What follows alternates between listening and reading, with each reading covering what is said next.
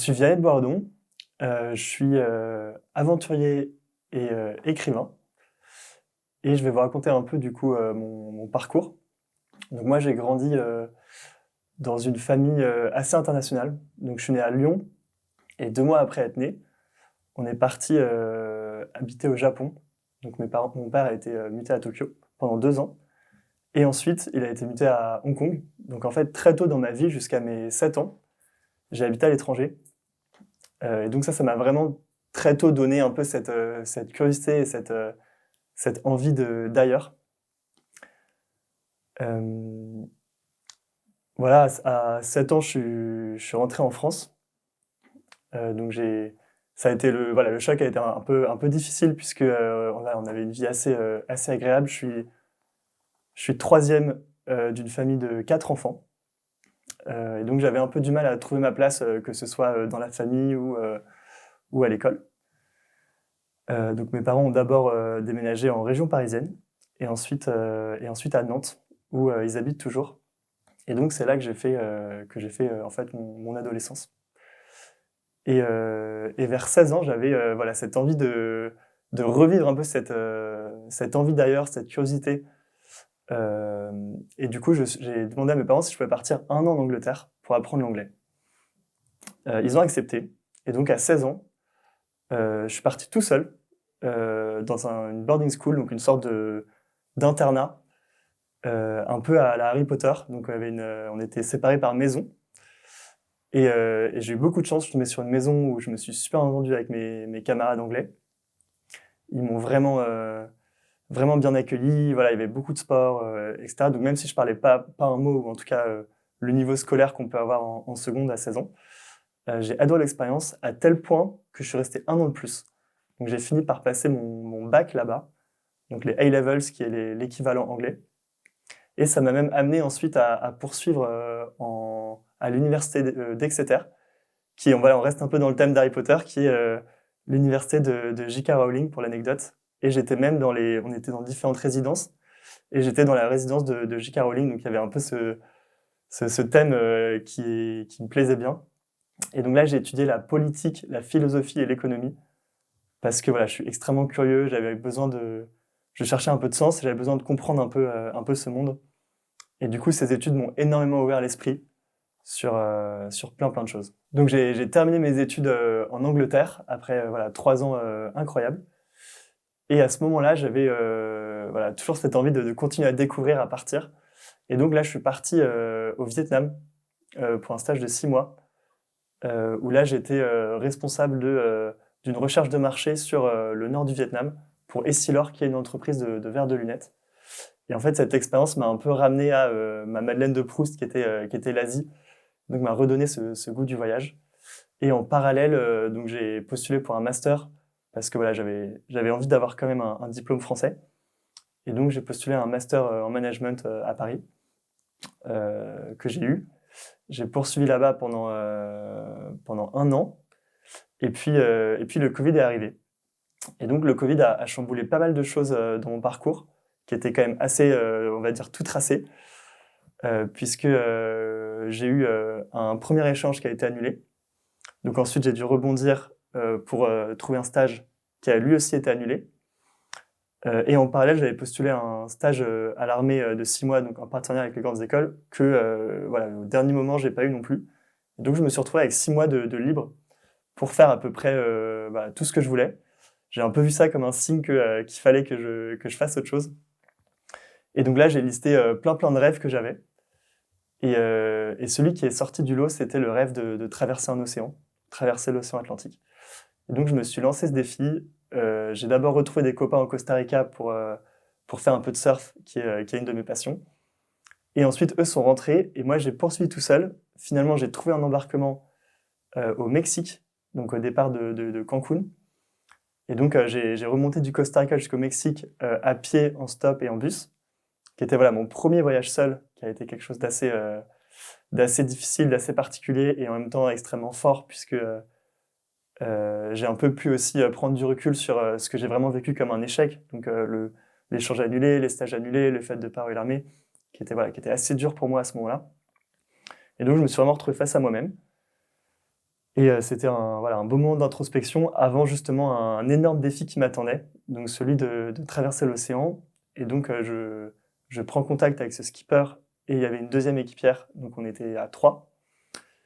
Et, et voilà, à ce moment-là, c'était un défi qui me faisait énormément de bien, qui était une manière pour moi de prendre une sorte de revanche sur ce qui s'était passé. Et donc la traversée s'est pas du tout passée comme prévu. Vraiment, c'était vraiment terrible. On a eu le jour du départ, on a eu une panne de moteur, ce qui est pas du tout rassurant pour la suite. Donc on a dû repousser le départ d'une semaine parce que en fonction des fenêtres météo, on pouvait pas partir tout de suite. Donc voilà, donc si une panne de moteur par exemple, ça arrive en plein océan, c'est quand même un sacré problème, surtout en pleine tempête. Ensuite, donc on est parti, on a eu beaucoup de galères de temps, de météo, des petites avaries, etc. Et en fait, donc on a longé Cuba, on est remonté à travers la Floride. Et, et en fait, au nord, donc vraiment au moment où on commence à tourner vers l'océan, vers l'est, on se prend une giga tempête de 3 jours qui nous retourne complètement. Et voilà, moi, j'avais jamais vécu quelque chose d'une violence aussi forte et surtout sur une durée aussi longue. C'est-à-dire pendant 3 jours, voilà, être ballotté dans tous les sens, quasiment ne pas réussir à dormir, faire des quarts où en fait on est tout le temps sur le qui-vive, tout le temps un peu stressé. En plus, on peut pas cuisiner parce que du coup, on mange que des gâteaux secs, que des barres de céréales, que des choses qui se mangent comme ça, mais on peut rien manger enfin, pas se faire de vrais repas pour reprendre des forces. Donc c'est vraiment l'épuisement, le stress, la fatigue. Et donc la tempête passe, et au bout de 3 jours, donc c'est un peu une sorte de, voilà, le calme après la tempête, on va dire, l'océan est hyper calme. Et là, on se rend compte que la drisse, donc qui est le boot qui permet de tenir la grande voile, en fait, c'est brisé. Et donc, en fait, on doit monter au mât pour le réparer. Donc là c'est un peu l'expédition. On passe une journée entière à essayer de réparer ça. Il faut faire passer le bout dans le mât et réussir à le faire monter. C'est hyper compliqué. Donc c'est moi qui ai été désigné pour monter en haut du mât. Et, euh, et donc voilà, finalement on y arrive, mais on se dit qu'on a eu chaud, que ça arrive pas en pleine tempête, parce que si on se retrouve sans voile en pleine tempête, là pour le coup on est extrêmement vulnérable. Et peu de temps après, donc 1 ou 2 jours après, le moteur qui, une fois de plus, marche plus. Donc là, c'est les mains dans le cambouis, on essaye de réparer, on passe plusieurs heures. C'est assez épuisant, finalement, on arrive à le refaire marcher. Et en fait, voilà, tous les 2 jours, on avait une nouvelle surprise, une nouvelle avarie. Notamment, on a eu aussi le pilote automatique, donc, qui est l'outil qui permet de garder le cap sur un voilier sans devoir tenir la barre 24 heures sur 24, qui nous lâche. Et donc là, ça a été un moment extrêmement stressant parce que, en fait, c'est épuisant puisqu'on n'est que 3 et donc on doit se relayer sans arrêt pour tenir la barre et maintenir le cap. Et pendant que les 2 autres essayent de réparer le pilote automatique. Donc en fait, on n'a pas de temps pour se reposer, on est épuisé et plus on est fatigué, moins on arrive à réparer le. Et voilà, c'est vraiment de la mécanique. Voilà, moi, j'avais jamais fait ça avant. Le skipper, il n'était pas extrêmement doué non plus. Et du coup, on a vraiment passé beaucoup de temps là-dessus. Finalement, on a tout démonté dans tous les sens. On ne sait pas très bien comment, mais ça a refonctionné jusqu'à la fin de la traversée. Donc ça, c'était assez incroyable.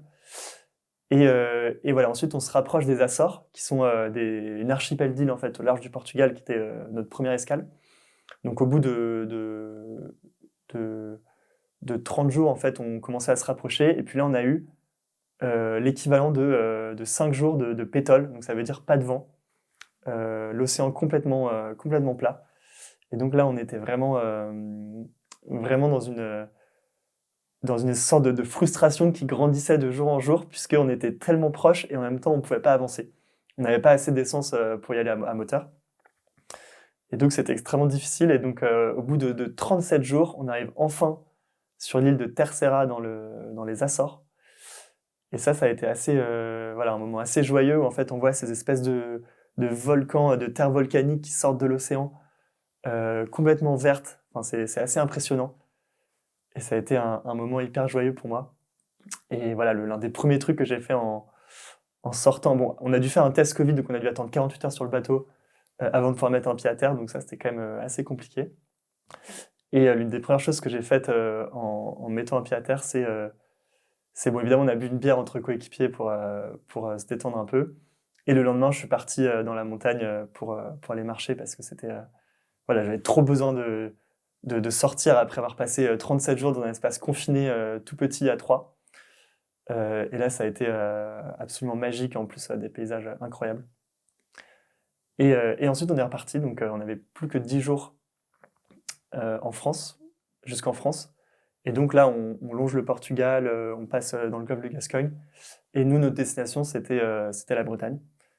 Et donc cette partie-là se passe voilà, comme prévu. Ça nous a pris 10 jours, ce qui est à peu près le temps standard. Et c'était une traversée absolument incroyable. Ce qui est assez fou, c'est que entre-temps, juste avant de traverser, j'avais trouvé un contrat d'alternance pour terminer mes études. Et donc 5 jours après, j'ai commencé une alternance dans une start-up. Donc rien à voir. Et le choc a été assez violent. Donc j'ai commencé ce poste en start-up. Et très vite après, j'avais déjà cette envie voilà, de repartir. Comme si voilà, ça m'avait pas suffi, j'avais un nouvel appel. Voilà, j'avais envie aussi un peu je me suis vite rendu compte que cette routine voilà, parisienne me pesait un peu, que j'avais aussi voilà, plein de choses à découvrir, que je me sentais peut-être aussi un peu enfermé dans le cocon école de commerce qui était quelque chose dans lequel je m'épanouissais peu. Et donc voilà, je me suis dit, je termine mon alternance, je passe mon diplôme et ensuite je repars à l'aventure. Et en fait, voilà, comment ça s'est construit, j'avais en fait une forme on va dire, de fascination pour l'Asie centrale, pour les grands espaces, pour les steppes. Et du coup, j'avais vraiment envie d'aller découvrir ces endroits-là qu'on connaît très mal. Donc, je parle par exemple du Kazakhstan, de l'Ouzbékistan, du Tadjikistan ou du Kirghizistan, donc les pays en stan. Et voilà, donc j'avais cet objectif-là. Je savais que je voulais aller là-bas. J'avais été quand même beaucoup motivé par les récits de Nicolas Bouvier dans L'usage du monde, où il part avec un copain avec une voiture et il passe à peu près par cette région-là. Et donc ça m'avait beaucoup inspiré, évidemment les récits de Marco Polo, etc. Donc voilà, plein il y avait aussi tout un imaginaire autour de ça. Et aussi, c'est des pays dont on parle très peu, dont on connaît très peu de choses. Enfin, en tout cas, moi, personnellement, je les connaissais mal. Et donc, comme on n'en parlait pas, en fait, j'avais envie d'aller voir moi-même ce qui se passait là-bas. Et donc, j'ai pris la route. Je me suis dit, je vais y aller. Voilà, j'ai aussi des convictions écologiques. Donc, que ce soit la voile avant ou le, le projet après. Donc, j'ai choisi l'autostop. Un peu par, évidemment, goût de l'aventure et aussi voilà, par choix écologique. Et j'avais vraiment cette envie d'aller à la rencontre des gens. En fait, c'était vraiment ça mon fil conducteur. Comme je disais, je me sentais un peu enfermé, je me sentais un peu à l'étroit. J'avais vraiment envie voilà, de cette soif de découverte qui était vraiment hyper importante pour moi. Donc pendant la trace atlantique, je m'étais vraiment, on va dire, j'avais passé beaucoup de temps, même si on est 3 sur le bateau, j'étais quand même beaucoup seul. Et là, j'avais maintenant cette envie de vraiment rencontrer les gens. Et en fait, me forcer aussi à rencontrer les gens. Pour moi, qui suis quand même quelqu'un d'assez introverti, c'était hyper important pour moi de sortir de ma zone de confort. Et donc, je prépare ce voyage. Enfin, j'en parle beaucoup, mais je prépare pas grand-chose, puisqu'en fait, en autostop, globalement, on maîtrise pas grand-chose. J'avais une petite idée à peu près des pays par lesquels je voulais passer, donc à peu près 16 pays. J'avais choisi les pays aussi pour ne pas avoir besoin de visa. Donc ça, c'est quelque chose d'assez incroyable. Donc sur les 16 pays, j'ai eu besoin que d'un seul visa que finalement je n'ai même pas utilisé. Je vous raconterai après pourquoi. Et donc je suis parti comme ça, avec mon sac à dos, mes baskets Nike, un petit béret. Et après, je suis parti à l'aventure. Cette aventure, elle a bien commencé, puisqu'il faisait super beau. Je suis parti du sud de la France, c'était en septembre, donc au printemps. Et en fait, au bout de 3-4 jours, je suis arrivé en Italie. Et là, j'ai eu un peu un petit choc, parce que j'ai très vite compris que l'autostop n'était pas du tout dans la culture italienne. Et donc, j'attendais des heures sur le bord de la route. En plus, il y avait une météo qui était désastreuse, donc je me prenais de la pluie toute la journée. Donc là, ça m'a quand même mis un petit coup au moral. Pour l'anecdote, au bout de même pas 3 heures en Italie, donc j'attends avec mon pouce. Et enfin, une voiture s'arrête, donc je me dis, yes, ça va être génial. Et le gars m'ouvre et me dit, monsieur, regardez au-dessus de vous, sur le panneau, c'est écrit que l'autostop est interdit sur les autoroutes italiennes. Donc là, je me suis dit, mais dans quelle galère est-ce que je me suis embarqué? C'est parti pour 15 000 km comme ça, mais ça va être juste trop dur. Donc là, j'ai un vrai moment de doute. Finalement, j'ai quand même bien persévéré, j'ai réussi à traverser l'Italie. Et après, j'ai poursuivi donc, à travers les Balkans, la Grèce, puis la Turquie. Donc cette partie s'est globalement très bien passée, il faisait beau, j'arrivais à être pris facilement. Bon, évidemment, quelques petites galères que je raconte dans le livre, mais globalement, ça s'était bien passé. Et à partir de la Turquie, donc là, je traverse des espèces d'immenses zones semi-désertiques avec des collines partout dans l'Anatolie, une région qui s'appelle l'Anatolie, voilà, avec des camionneurs turcs. Et là, j'ai un vrai moment de solitude. Je me dis, mais ouais, ça y est, quoi, là, t'es parti, tu vois les paysages défiler, mais en fait, pourquoi tu fais ça? C'est quoi le sens de ce voyage? Donc là, j'ai vraiment eu un moment voilà, de remise en question, de doute, qui a été assez, voilà, assez difficile, assez éprouvant, que j'ai... Donc c'est un peu dans ces conditions-là que je suis arrivé à la frontière de la Géorgie. J'avais envie voilà, de retrouver un pays un peu plus petit, un peu plus facile d'accès. Et en fait, en arrivant en Géorgie, à la frontière géorgienne, je me rends compte que mon passeport a mal été tamponné par les Turcs, et du coup, ils considèrent que je suis un migrant illégal dans le pays. Et donc là, ils me proposent deux solutions, soit de me faire expulser vers la France, soit de retourner 2000 km plus loin, à la frontière grecque, là où en fait je m'étais mal fait tamponner. Et donc là, c'est le début de la galère, énormément de négociations, et finalement, voilà, ils me disent de retourner en arrière, qu'ils ne me laisseront jamais passer. Donc là, c'est un moment extrêmement difficile du voyage, puisque j'ai vraiment vu la fin du voyage arriver devant moi, en mode où ça y est, Vianney, en fait, c'est fini. T'as fait ce que t'as pu, mais là, tu arrives au bout et tu pourras pas continuer. Donc là, encore un énorme moment de difficulté, d'épreuve, où j'ai une grosse remise en question.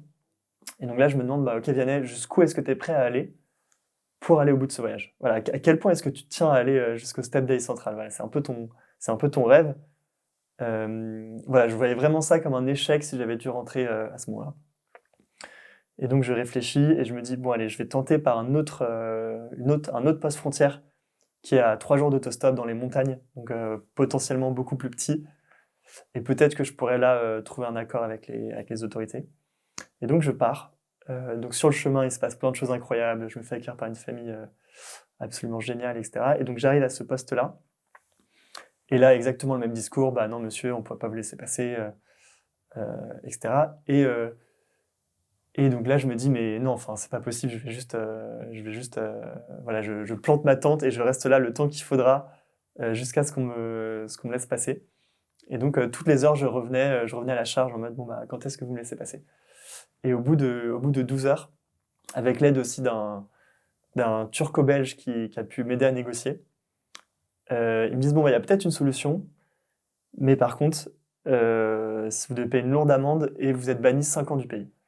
Là, je me dis, aïe, aïe, aïe, quand même, ça fait, ça fait un peu mal. Déjà, voilà, moi, je voyageais sans argent, donc payer une amende, c'était pas forcément une très bonne nouvelle pour moi. Et être banni de 5 ans, c'est quand même un peu sévère. Et du coup, je continue à négocier. Finalement, j'arrive à abaisser ma peine à 2 ans. Et puis ensuite, il y a des roulements de policiers régulièrement. Et puis, il y a un nouveau policier qui me dit de venir et qui me tamponne mon passeport, qui me le tend et qui me fait juste deux avec ses doigts en disant, bon, bah voilà, t'es banni pendant 2 ans. Et ensuite, qui me fait un gros sourire et qui me laisse partir. Et donc là, je me dis, mais génial, j'ai évité l'amende. Et donc, je file comme ça à travers le poste frontière. J'arrive en Géorgie. À ce moment-là, il est 1 h du matin, il pleut des cordes. J'ai nulle part où dormir le soir. Mais je suis trop heureux parce que le voyage peut continuer.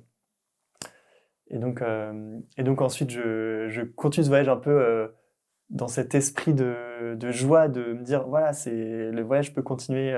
Tout ce qui vient après, en fait, c'est du bonus.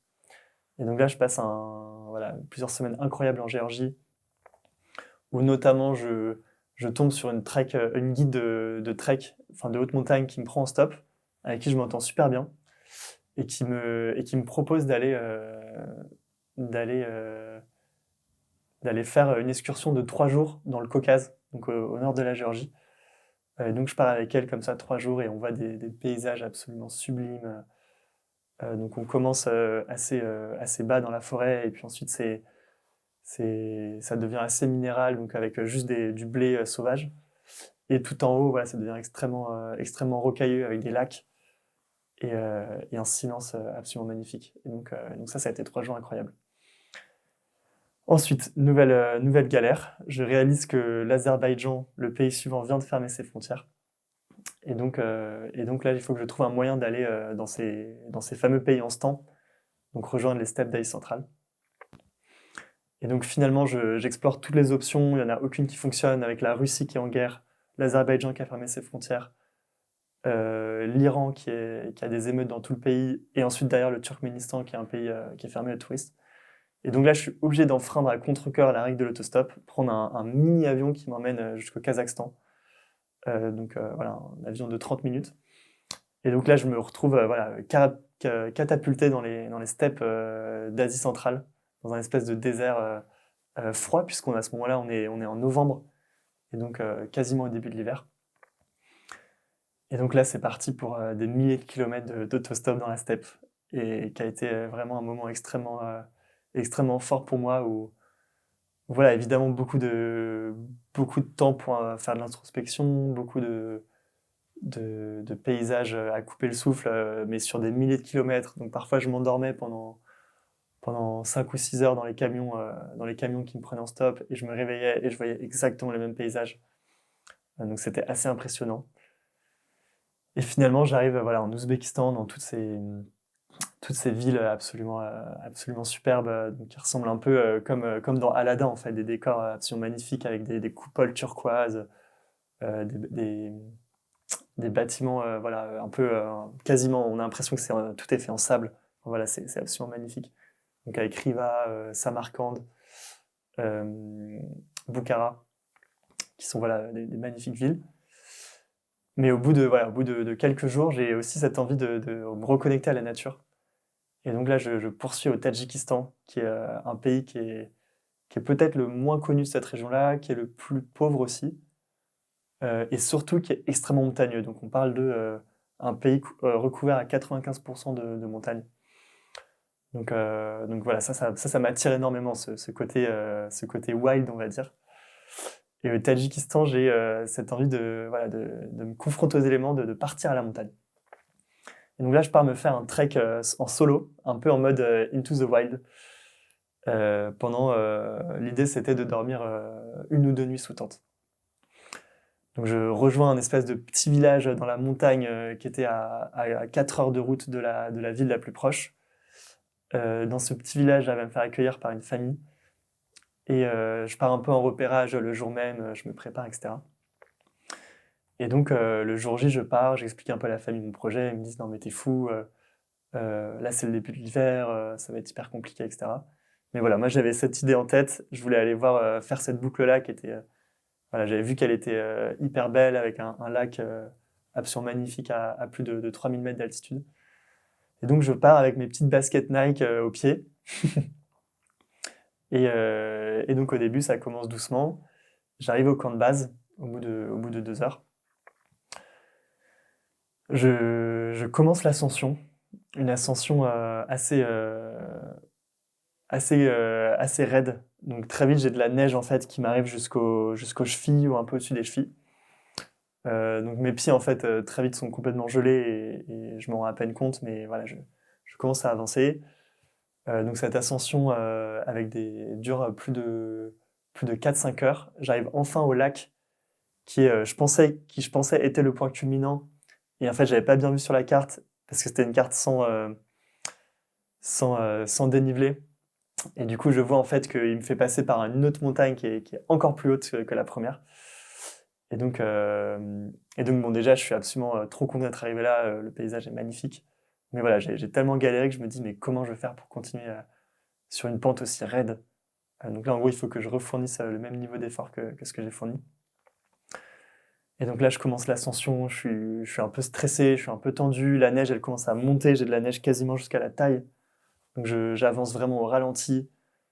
J'ai extrêmement peur des avalanches, parce que je vois de la poudreuse à droite, à gauche, et je me dis, mais voilà, il n'y a aucune trace de neige. Enfin, là, je suis le seul humain à des kilomètres à la ronde, quoi. Et je monte petit à petit. Je me dis 1000 fois, mais viens, mais qu'est-ce que tu fais? Il faut que tu fasses demi-tour là, ça va être vraiment trop compliqué. Et donc là, c'est vraiment dans le mental. En fait, j'avais aucune envie de rebrousser chemin parce que pour moi, ça aurait été une forme d'échec. Et donc, je m'obstine, je monte. Et en fait, finalement, j'arrive en haut, mais au bout de plusieurs heures d'effort, un niveau d'épuisement absolument immense. Et là, je suis récompensé par une vue mais absolument magnifique sur tout le massif de montagnes, donc des montagnes absolument superbes, et je vois toute l'autre vallée. Et donc là, je sais que voilà, à partir de maintenant, potentiellement, je suis sauvé, mais c'est que de la descente. Et il est déjà, voilà, on est en hiver, donc le soleil se couche tôt, il est déjà 16 heures. Dans 1 heure, il fait nuit. Donc il faut absolument que je trouve un endroit pour poser ma tente. Donc là, c'est vraiment le stress. Donc je commence à descendre cette pente qui est, voilà, qui est quasiment aussi raide, mais de l'autre côté. Et, euh, et en fait, je commence à avoir des courbatures aux 2 jambes dans la descente. Et là, c'est le début de la galère parce que voilà, je dois faire hyper gaffe à la manière dont je descends pour ne pas réactiver les courbatures à chaque fois. Et évidemment, on est encore sur une pente hyper raide, donc impossible de, de trouver un endroit où dormir. Et donc finalement, j'arrive à descendre en pleine nuit. Au bout d'1 ou 2 heures, je trouve un endroit à peu près plat au bord d'un lac gelé. Et je pose ma tente là. Et donc là, c'est vraiment le début de la survie. Donc il fait à peu près, la journée, il a dû faire à peu près moins 5 degrés. La nuit, il faisait autour de moins 20. Et heureusement, j'avais un bon sac de couchage, mais là, c'est vraiment le début de la galère. Et donc, j'enlève mes chaussures, je me mets au chaud, je bois un maximum d'eau, je plante la tente comme il faut. Et donc là, c'est vraiment voilà, impossible de dormir, je suis vraiment juste dans l'attente que le soleil se lève. Pendant la nuit, j'ai un immense stress parce que j'entends autour de moi des pas autour de la tente. Donc là, je me dis, mais qu'est-ce que c'est que ça? Enfin voilà, je suis tétanisé, je suis paralysé. Je commence à m'imaginer le pire, que c'est un animal sauvage qui va m'attaquer, etc. J'entends sa respiration vraiment pas loin de moi. Donc là, je suis tétanisé pendant plus d'1 heure. Finalement, les pas se dissipent et reviennent quelques heures après. Là, c'est de nouveau le stress en pleine nuit. Et donc, je regarde le lendemain matin les pas qui étaient dans la neige et je vois comme des traces voilà, de gros chiens. Enfin, voilà, je me dis, mais en fait, c'est sûrement un loup. Et donc là, ouais, je me dis que j'ai quand même eu un peu chaud. Et le lendemain, je repars avec un objectif, rentrer en vie à la maison. Et donc, je continue dans la pente. Et petit à petit, j'ai une sorte de joie immense qui s'installe en moi parce que ça y est, je sais que je vais y arriver, quoi. Je sais que je suis encore en vie. Et donc ça a été absolument incroyable comme expérience où j'ai vraiment pu aller, je pense, au bout de l'extrême de mes limites. Et ça a été absolument incroyable. Donc voilà, donc ça c'est petite parenthèse fermée. Et donc le voyage se poursuit au Tadjikistan. Donc ensuite je longe l'Afghanistan, donc à travers la Pamir Highway, qui est une route hyper, hyper mythique en fait, avec des cols à plus de 4500 mètres d'altitude. Je reviens, donc je poursuis jusqu'au Kirghizistan, qui était qui est mon dernier pays que je voulais absolument faire. Et là, je me récompense avec un peu mon rêve depuis le départ, qui est de faire une balade à cheval dans ces immenses espaces de steppe. Et donc, je prends 3 jours, je trouve un guide qui m'emmène autour d'un lac gelé aussi. Et donc là, c'est 3 jours absolument magnifiques où il fait super beau. Normalement, c'est un tour qui peut se faire qu'en été. Mais là, exceptionnellement, comme il faisait beau et qu'il a vu que j'étais hyper motivé, il me propose d'y aller. Et donc là, c'est 3 jours à cheval absolument magnifiques dans la steppe, avec aussi des montagnes à 3000 mètres d'altitude, des cols, etc.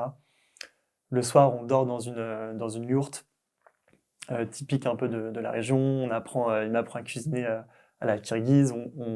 On casse le lac on casse la glace du lac pour essayer de récupérer de l'eau. Donc c'est vraiment une vie, voilà, une expérience assez folle, assez marquante. Et je me lie vraiment d'amitié avec ce guide qui s'appelle Timour, donc avec qui j'ai vraiment créé une forte relation. Et ensuite, le lendemain, donc quasiment le lendemain du retour, ça y est, c'est le retour. Et, euh, et en fait, c'est assez brusque puisque je rentre en avion. J'avais prévu de rentrer en train, mais comme j'ai été banni de Turquie, j'ai pas pu rentrer en avion comme prévu, et donc en train comme prévu. Et donc je rentre comme ça, et 24 heures plus tard, je suis de retour à la maison. Et donc ça a été une expérience assez folle et en même temps un choc de retourner chez soi après une expérience aussi marquante. Donc 80 jours de voyage. Une question qu'on me pose souvent, c'est est-ce que j'ai eu peur pendant cette aventure, voilà, qui a quand même une certaine forme de danger. Pendant 80 jours, en fait, j'étais extrêmement vulnérable aux gens qui me prenaient en stop sur la route. Voilà, l'autostop, on sait que c'est quand même un moyen de transport qui peut être dangereux si on fait des mauvaises rencontres. Aussi, le fait de dormir chez l'habitant. Donc moi, mon objectif, c'était vraiment de dormir un maximum chez l'habitant. Donc sur 80 jours, j'ai dormi plus de 50 nuits dans des familles qui m'ont gentiment accueilli. Donc en fait, cette dimension de danger était très présente dans le voyage, même si au quotidien, moi, je la ressentais très peu. Parce qu'en fait, voilà, j'étais un peu dans une bulle où je vivais mon expérience à fond. Et en fait, je refusais enfin voilà, j'essaie de mettre de côté cette peur, parce que je sais aussi que la peur, ça peut créer une distance avec l'autre. Si on est voilà, très méfiant au départ, un peu fermé, qu'on n'est pas sûr de soi, etc., ça peut aussi créer une distance pour entrer en lien avec l'autre. Et donc, j'ai vraiment essayé de faire abstraction de la peur et juste vivre mon expérience à fond. Et en fait, au fur et à mesure des rencontres qui se passaient toutes aussi bien les unes que les autres, je me suis dit, mais en fait, peut-être que j'ai pas de raison d'avoir peur. Du coup, ce voyage, ça a aussi été un voyage voilà, marqué par la rencontre. C'est ça qui a été très fort. Donc, par exemple, un personnage qui m'a beaucoup touché, c'est un camionneur turc qui s'appelle Fait, et qui voilà, m'a accueilli dans son camion comme si c'était sa maison. Et il était extrêmement souriant envers moi, extrêmement attentionné, extrêmement gentil. Et donc on discute voilà, au départ un peu avec des gestes, avec des mimiques, par le regard. Ensuite, on sent qu'on a envie d'aller plus loin, donc on discute un peu par Google Traduction, mais ça fonctionne pas super bien. Et à la fin, donc il appelle son fils qui travaille à Istanbul, donc à la capitale, et qui parle anglais. Et du coup là, on arrive à avoir un peu une sorte de dialogue à trois, en triangle un peu entre lui, moi et son fils. Et c'est assez chouette, donc on apprend plein de choses sur l'autre, plein de choses qu'il n'arrivait pas à me dire avant deviennent claires, etc. Donc on arrive vraiment à créer un lien assez fort. Et à la fin, il me dit, on se quitte du coup à la frontière turque, et il me dit, écoute Vianney, j'ai une mission pour toi, quelque chose qui compte vraiment pour moi, c'est que j'ai besoin que tu fasses passer le message que les Turcs, nous, on est des gens bons, et qu'il faut surtout pas écouter ce qu'on dit sur nous. Voilà, je trouve ça. Il me dit voilà, c'est hyper important pour moi que tu fasses passer ce message autour de toi. Et donc j'ai été hyper touché par la manière dont il m'a voilà, m'a annoncé ça, à quel point il avait voilà ce besoin que son identité soit soit confirmée et ne soit pas salie par tout ce qu'on peut dire tout ce qu'on peut dire. Donc ça c'était une rencontre extrêmement touchante avec un camionneur avec qui voilà, on a passé plus de 8 heures à discuter. Une autre rencontre forte, ça a été celle de Ozod, qui est un jeune ouzbek qui m'a accueilli à Tashkent, la capitale de l'Ouzbékistan. Un jeune de mon âge, donc c'est pour ça qu'on a direct voilà, créé un lien assez fort. J'arrive au bout de 30 secondes, il me tend les clés, il me dit « Bon Vianney, t'es chez toi, tu fais ce que tu veux, et, euh, et voilà, installe tes affaires, etc. » Donc j'étais hyper touché. Voilà, moi, je sais pas si j'aurais eu autant confiance avec un inconnu que je connais depuis 30 secondes. Donc ça, c'était assez fort. Et puis, on a beaucoup parlé de thèmes qui nous parlaient tous les deux, donc de la liberté, de la solitude, du fait voilà, d'aller au bout de ses rêves, de ses aspirations. Lui, c'est un garçon qui a grandi dans une famille de 7 enfants. C'est le seul qui a fait des études. Et donc, en fait, il doit un peu porter sa famille tout seul, donc en payant les études de ses frères et sœurs, en payant le pied-à-terre à Tashkent pour sa famille qui passe de temps en temps, en finançant la maison que ses parents sont en train de construire à la campagne. Et en fait, à côté de ça, il a aussi une maladie hyper, voilà, hyper chère en fait. Enfin, le traitement coûte extrêmement cher. Et donc, il se retrouve vraiment complètement un peu asphyxié par toutes ces difficultés. Et donc, il décide enfin voilà, on en discute énormément et on essaye de comprendre un peu tous les deux comment est-ce qu'il peut surmonter toutes ces difficultés. Et ça a été un moment extrêmement fort, pour moi en tout cas, de prendre conscience que j'avais énormément de chance de pouvoir faire ce voyage-là, d'être aussi libre, et que voilà, c'est vraiment pas quelque chose de normal ou de naturel pour les gens. Du coup, donc, ce voyage a duré 80 jours, un peu comme le tour du monde en 80 jours de Jules Verne. Même si j'aurais aimé que ce soit prémédité, c'est un hasard complet, parce qu'en fait, je suis parti en septembre, donc au printemps, et mon objectif, c'était d'être rentré avant Noël. Donc en fait, c'est voilà, un voyage de 2 mois et demi qui du coup dure 80 jours, et donc c'était peut-être un peu plus vendeur sur un livre de dire voilà, une expérience de 80 jours qu'une expérience de 2 mois et demi. Et donc c'est assez rigolo, ce clin d'œil. Mais c'était pas du tout voulu. Donc ce voyage initiatique de 80 jours bah, m'a forcément un peu bouleversé, un peu chamboulé, a remué plein de choses en moi. Je pense que l'enseignement principal que je retire, c'est cette envie d'être fidèle à mes aspirations profondes, à ce que je ressens au fond de moi. Et voilà, avoir l'audace une fois de temps en temps, les écouter pour aller au bout de ce que je ressens et ne pas forcément. Voilà, moi j'ai tendance à souvent me mettre des barrières en me disant mais non, tu peux pas faire ça, il y a ça. Enfin voilà, voir un peu les contraintes avant de voir la possibilité de vivre son rêve. Et donc je pense que j'ai gagné une forme de confiance en la vie, de confiance en mes projets et en me disant que voilà, tout n'est pas possible, mais en tout cas, tout est possible à envisager. Et après, il faut juste y aller et voir si ça se fait. Et c'est vraiment ça l'enseignement principal. Donc pour moi, la démarche de frapper à la porte de l'autre, ça a été quelque chose d'extrêmement difficile pour moi au début. Je pense que même au-delà de faire 15 000 km en autostop, le plus dur pour moi, ça a été de frapper à la première porte. Voilà, moi, je suis extrêmement introverti, j'ai très peur de déranger l'autre. Et donc, il y a quelque chose voilà, d'un peu contre-intuitif à toquer chez l'habitant. Et pourtant, on peut en retirer tellement de choses. Et moi, j'ai été extrêmement surpris par enfin, le nombre de gens qui sont prêts à accueillir chez eux. Voilà, je m'attendais à ce que ce soit 1 sur 100, et en fait, on était plutôt autour de 1 sur 5. Voilà, 5 portes où je frappais, j'en avais en général une qui acceptait en moyenne. Et ça, pour moi, ça a été une belle remise en question aussi moi-même voilà, est-ce que moi je serais capable d'accueillir un étranger s'il toquait à ma porte? Aujourd'hui, je pense que oui, mais voilà, à l'époque, c'était pas forcément le cas. Donc ça m'a vraiment ouvert l'esprit et ça m'a fait prendre conscience que voilà, que les gens sont bons et qu'il faut faire attention voilà, ça rejoint ce que je disais sur la peur et la méfiance, mais voilà, qu'il faut évidemment être un peu méfiant et faire attention, mais que ce soit pas un moyen qui nous paralyse pour aller vers l'autre. Ce qui est intéressant dans mon parcours aussi, dans ce voyage, c'est voilà, que je passais par des anciens territoires du RSS, donc le Kazakhstan, l'Ouzbékistan, le Tadjikistan et le Kyrgyzstan. Voilà, c'est des régions qui sont encore très marquées par l'influence russe, même si aujourd'hui ils sont indépendants.